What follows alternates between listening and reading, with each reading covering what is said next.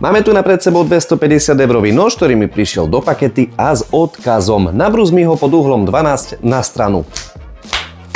Nikdy nebrús pod uhlom 12 takýto vreckový EDC-čkový nož. Jednak pokazíš ostrie, zničíš úplne estetiku noža, zničíš čepel, proste strana úplne, ihla sa bude vytvárať po 2 dňoch, môžeš ty ho brúsiť, ostriť ocelka, už ti to bude úplne jedno a ten nož dokonca potom vyhodíš. Nie.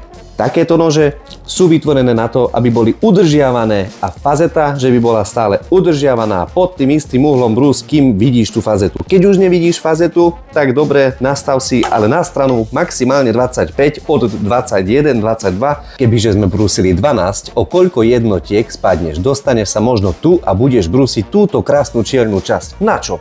Krásne som zalepil všade tento nož, aby som nejakým spôsobom nepoškodil ani žiadnu časť tohoto noža, pretože si nezaslúži, keď už je taký drahý.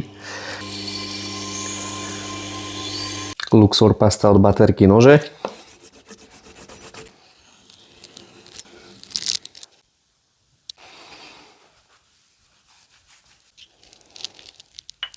Poďme otestovať nož, či sme zlíhali alebo úspeli.